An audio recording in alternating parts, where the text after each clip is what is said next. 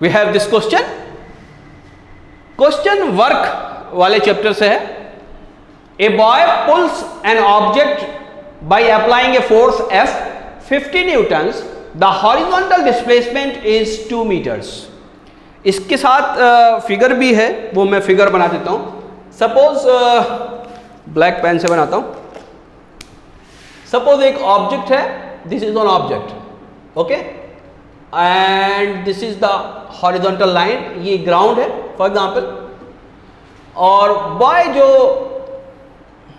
Force लगा रहा है वो इस डायरेक्शन में लगा रहा है, and it makes an angle 30 degree from the horizontal, okay.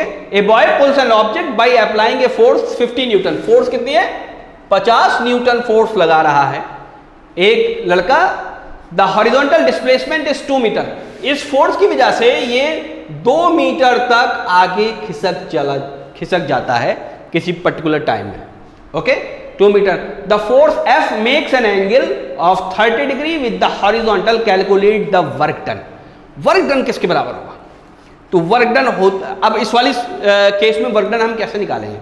आम जो फॉर्मूला है वर्क डन का वो क्या होता है? Work is equal to F dot D. बात समझ में? Force multiplication, force is multiplied with displacement where D is displacement. लेकिन इस पर्टिकुलर केस के अंदर ये दोनों ही कैसी क्वांटिटी होती हैं? ये दोनों ही वेक्टर होती हैं। तो ये जो प्रोडक्ट है ये आम प्रोडक्ट नहीं होगा, ये बेसिकली प्रोडक्ट होगा डॉट प्रोडक्ट, ठीक। तो अब इसको आम प्रोडक्ट अगर हम बनाएं तो ये हो जाएगा F multiplied by D multiplied by cosine of angle between them. Displacement और फोर्स के बीच में जो एंगल होगा उसके कोसाइन से भी हम मल्टीप्लाई करेंगे।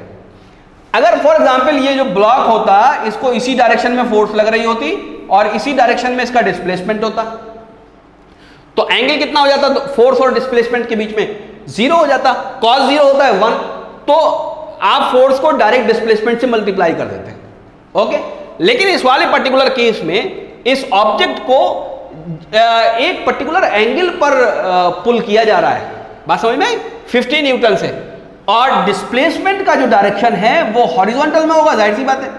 This is the direction of displacement and this is the direction of force.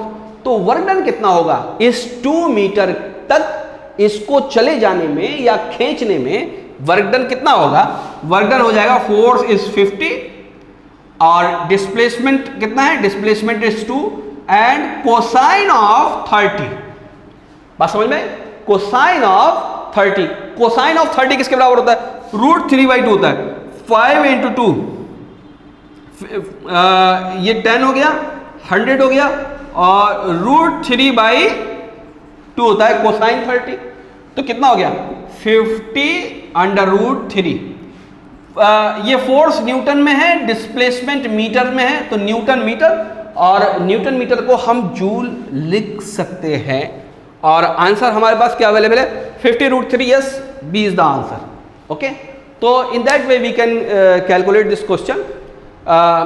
2007 का क्वेश्चन है, बहुत पुराना है, लेकिन फिर भी हमारे लिए काम का है। इस तरह का सवाल आ सकता है, इसको आप नोट कर लीजिए।